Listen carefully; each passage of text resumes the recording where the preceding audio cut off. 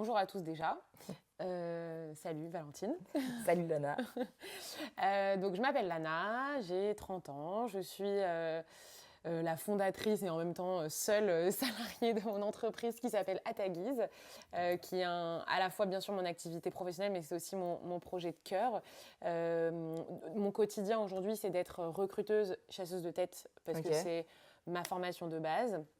J'ai aussi un bagage en psychologie et du coup, en fait, dans le cadre d'Ataguise, l'autre partie de mon activité, c'est d'accompagner des particuliers, donc des actifs, comme toutes les personnes probablement qui vont nous écouter aujourd'hui, des actifs sur le marché de l'emploi, qui cherchent à être accompagnés sur des thématiques d'employabilité, de recherche d'emploi, de gestion de carrière ou de réflexion professionnelle un petit peu plus globalement. C'est un réseau professionnel solidaire pour booster, tu parlais de booster l'accès à l'emploi de certaines personnes, et là c'est booster l'accès à l'emploi de personnes en situation d'exclusion et de précarité, donc des personnes très éloignées du marché de l'emploi parce que des parcours de vie compliqués, différents, et qui du coup peinent à retrouver un emploi par leurs propres moyens.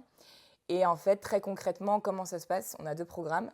Donc, tu as le programme 360, où là, c'est vraiment un accompagnement personnalisé de 6 mois. Où on met en binôme un candidat avec un coach bénévole, et qui l'accompagne sur tu vois, des choses très objectives, du style refaire son CV, s'entraîner aux entretiens, mais aussi, il va ouvrir son réseau pour cette personne-là. Nous, on est toujours dans cette dynamique réseau. Donc ça, c'est le format 360, c'est vraiment notre format initial. Et puis, depuis quelques mois, on a lancé un autre format, qui rejoint un peu ce dont on parlait tout à l'heure, le format coup de pouce, pour des candidats qui, justement, n'ont peut-être pas besoin d'un accompagnement qui reste éloigné de l'emploi. Mais eux, ils ont besoin, justement, de coups de pouce sur certains sujets, donc une relecture de CV, une ouverture de réseau, une question sur comment ça marche, par exemple, je ne sais pas, un entretien d'embauche, etc. Donc voilà, donc on a 2 formats, et l'idée, c'est vraiment de permettre à des gens qui n'ont pas de réseau de retrouver un réseau professionnel. Je pense qu'une des meilleures manières de se vendre en entretien, pour moi, c'est d'être dans une démarche assez authentique, où on est plus dans mon parcours n'a pas été linéaire. Il y a eu des hauts, il y a eu des bas. Si j'en suis là aujourd'hui, c'est que quelque part, je rebondis. De couper l'herbe sous le pied un peu à son interlocuteur pour montrer qu'on n'est plus sur un parcours. En gros, ce que je dis, c'est montrer qu'on est sur un parcours choisi et non pas subi. Ouais, alors évidemment qu'on a tous un peu subi notre vie à un moment donné. On a tous fait des choses qu'on n'avait pas envie de faire, etc. Mais l'idée, c'est plus de prendre du recul sur son parcours et de le regarder et de dire, ok, qu'est-ce que ces éléments-là, que je n'ai pas, comment ces éléments-là que j'ai subis peut-être dans ma vie, je peux en faire quelque chose de choisi et en faire une force. En gros, ce que je veux aussi dire, c'est que quand tu expliques à quelqu'un ça fait 3 ans que je suis au chômage, c'est un petit peu compliqué. Du coup, aujourd'hui, je cherche un travail, machin. C'est la même histoire, hein. C'est pas la même chose quand tu lui racontes et que tu dis, j'ai eu 3 ans de chômage derrière moi. Ça a été compliqué. Je me suis posé beaucoup de questions.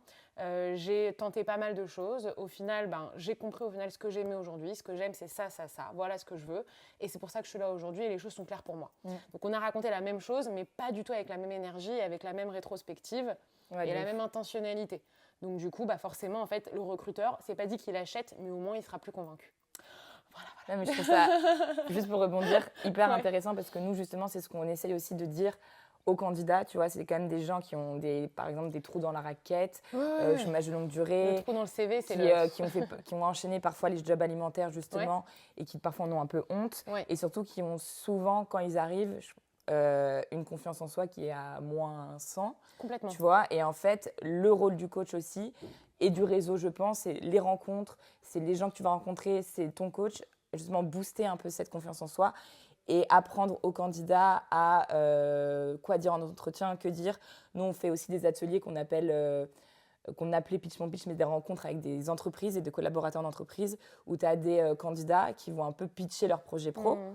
Et l'idée, c'est que derrière, en fait, les collaborateurs d'entreprise, toujours en bienveillance quand même, mais avec des retours constructifs, disent là, tu aurais dû dire ça, tu aurais dû accentuer sur ça.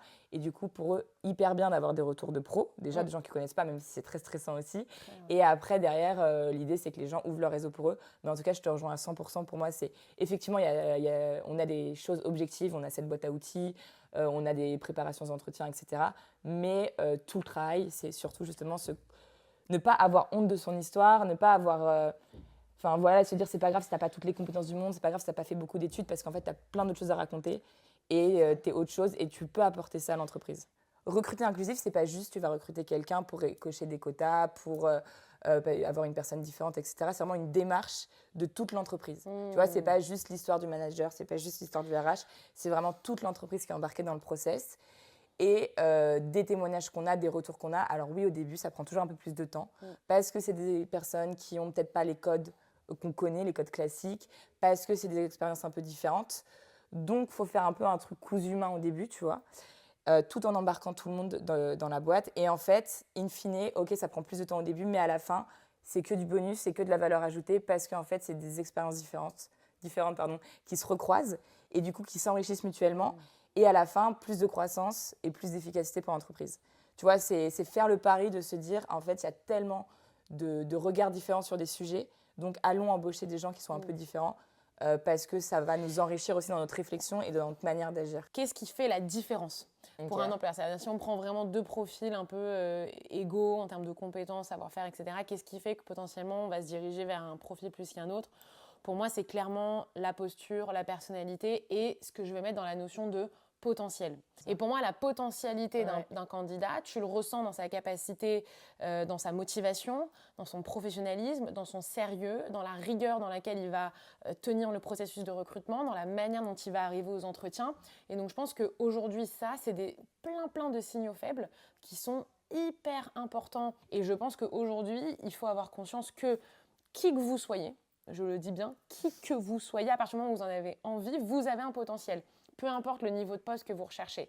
Et c'est de se dire finalement, quelle est ma potentialité ? Un ou une jeune qui est motivée, sérieuse et qui montre qu'elle a envie d'apprendre, qu'elle va apprendre vite, etc. Avec un petit bagage, pourquoi pas professionnel, scolaire, universitaire, etc. C'est déjà hyper bien pour un employeur. Comment peut-on s'engager ou aider avec Entourage Pro ?